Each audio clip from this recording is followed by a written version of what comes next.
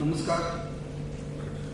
खरं तर मी काढलेले बरेचसे मुद्दे दीक्षित सरांनी सांगितले आणि अनेकांचा असा अनुभव असतो की मुद्दे नसले की माणूस बराच वेळ बोलत राहतो. तर तसं खरं होणार नाही ह्या वेळा, कारण सरांनी सांगितलेले मुद्दे पुन्हा पुन्हा सांगण्यासारखे. तरी मी मॅथमॅटिक्स या विषयावर जास्त भर दिली. जनरल इन्स्ट्रक्शन सगळ्या दीक्षित सरांनी दिले आणि उरलेले अभ्यास देते. फिजिक्स केमिस्ट्री मिळून 100 प्रश्न आणि 90 मिनिटं असतात. मॅथमॅटिक्सला मात्र 50 प्रश्न आणि 90 मिनिटं असतात. त्यामुळे ऑन अन ॲव्हरेज 1.8 मिनिट्स म्हणजे 108 सेकंड्स एवढा वेळ अवेलेबल असतो. आधी फिजिक्स केमिस्ट्रीचा पेपर सोडून झालेला असतो, त्यामुळे मुलांना 50 ते 52 सेकंदांमध्ये उत्तर द्यायची सवय झालेली असते. इथे मात्र थोडा जास्त वेळ आपल्याकडे आहे हे त्यांनी लक्षात ठेवणं अपेक्षित असतं. आता 108 सेकंड्स हा ऍक्च्युअली सम सॉल्व्ह करायला मिळालेला वेळ नाही. त्यातला काही सेकंड्स हे डार्क सर्कल करण्यासाठी तुम्हाला द्यायचे. सरांनी जो मुद्दा सांगितला तो अतिशय महत्वाचा आहे आणि त्याची सवय ही जर आतापासून तुम्ही लावली तरच ते शक्य होईल. आता अनेक मुलं आम्ही ज्या परीक्षा घेतो क्लासमध्ये फक्त टिक करतात, फायनल एक्झाम तेव्हा बघून म्हणतात. तर फायनल एक्झाम तेव्हा करायला गेलं तर ते जमत नाही. अजूनही काही लोक येताना व्हाईटनर घेऊन येतात, ते डार्क सर्कल केलेलं चुकलंय तर कारण बाजूच्या वेगळं दिलं असतं, चुकलेलं असतं ते. पण असं परीक्षेत अलाउड नाही. 2 डार्क सर्कल्स केली असतील, त्यातलं एक जरी बरोबर असेल तरी त्याला मार्क्स मिळणार नाही. मला तर बरेचदा असं वाटतं की अभ्यास तर महत्वाचा आहेच, पण बाकीच्या या ज्या गोष्टी आहेत त्याही जर तुम्ही लक्षात घेतल्या तरच मार्क्स मिळतील.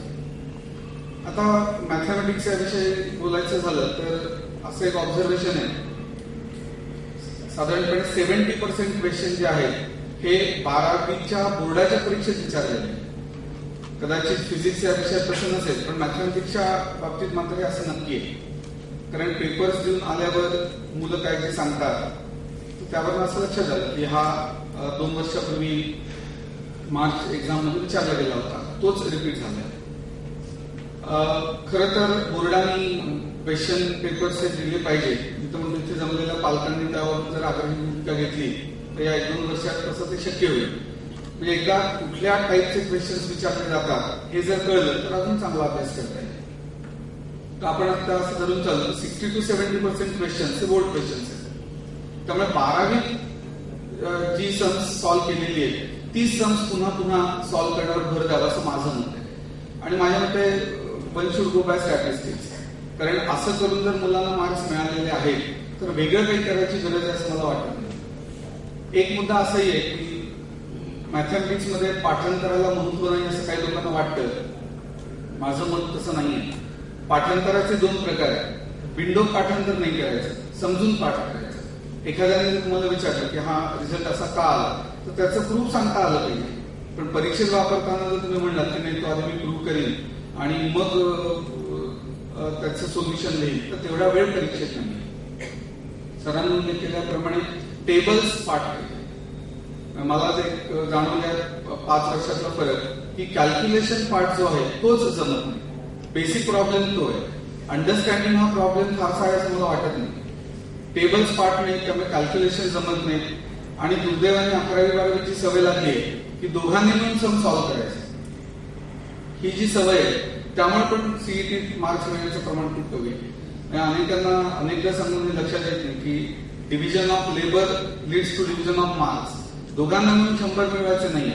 इंडिव्हिज्युअली जर हवे असतील तर सगळी कॅल्क्युलेशन ती स्वतः केली पाहिजे.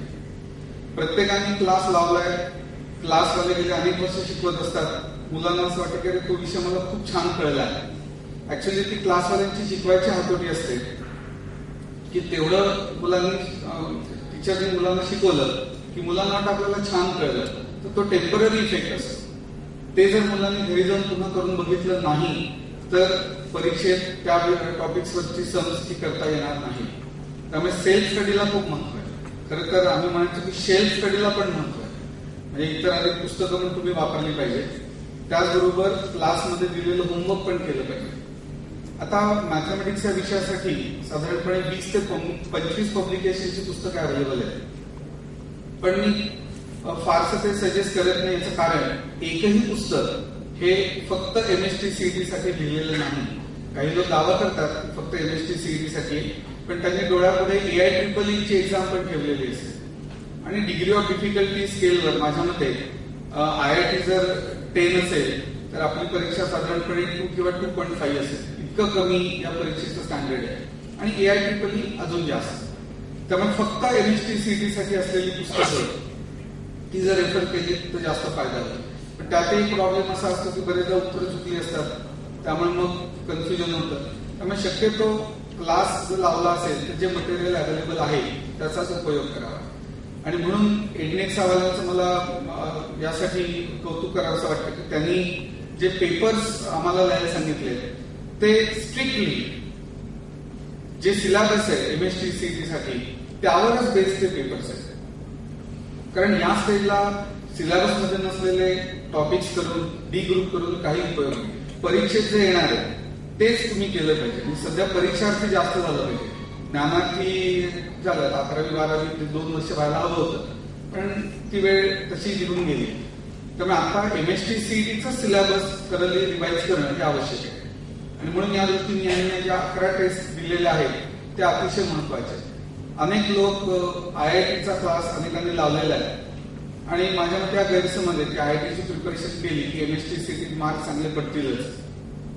तर निदान ज्यांनी IITचा क्लास लावलाय आणि MST CET साठी क्लास लावलेला नाही त्यांनी हे पॅकेज अवश्य घ्यावं. कारण क्लास लावला नसल्यामुळे क्लासला जाऊन परीक्षा देणं जरी शक्य नसलं तरी घरी कम्प्युटर असेल, इंटरनेट असेल तर तुम्ही घरच्या घरी त्या परीक्षा देऊ शकता. आणि नेमका MST CET कशा प्रकारचे क्वेश्चन्स विचारले जातात याचा त्यांना त्यावरनं अंदाज येऊ शकेल. पुन्हा मी मॅथमॅटिक्सच्या बाबतीत हे सांगेन की गणित हा विषय अगणित गणित सोडवली तरच फायदा आहे. पण त्याचबरोबर एखादा टॉपिक आधी त्याचे सगळे जे रिझल्ट आहेत ते तुमचे थरली प्रिपेअर पाहिजे. अदरवाईज प्रत्येक सम करताना कुठला फॉर्म्युला यूज करायचा हे मागे बघायचं आणि तो फॉर्म्युला यूज करायचा. तर असं केल्याने किती सम्स केली तरी त्याचा फारसा उपयोग होणार नाही. मॅथमॅटिक्सच्या बाबतीत मी असं सांगेन की दोघांनी तिघांनी मिळून असा अभ्यास शक्यतो करू नये. फिजिक्सला रेकमेंड करता येईल कारण डिग्री ऑफ डिफिकल्टी प्रॉब्लेम्स जर बरीच असेल तर त्याचा फायदा होतो डिस्कशनचा. पण मॅथमॅटिक्सच्या बाबतीत मात्र कॅल्क्युलेशन्सच बरीचशी असल्यामुळे ती दोघांनी मिळून करू नये. त्याचा इंडिव्हिज्युअलच अभ्यास केला गेला पाहिजे. आता क्लास व्यतिरिक्त मगाशी दीक्षित सरांनी सांगितल्याप्रमाणे 6 ते 7 तास जर PCM तुमचा असेल तर अभ्यास झाला पाहिजे. मी त्यामुळे मॅथमॅटिक्स 2 तास, फिजिक्सचा 3 तास अभ्यास केला गेला पाहिजे आणि केमिस्ट्री साधारणपणे 2 तास. मला असं वाटतं या इन्स्ट्रक्शन्स आणि दीक्षित सरांनी दिलेल्या आणि आता आपले सर जे सांगतील त्या जर तुम्ही फॉलो केल्या तर मला खात्री आहे प्रत्येकाला चांगले मार्क्स मिळतील.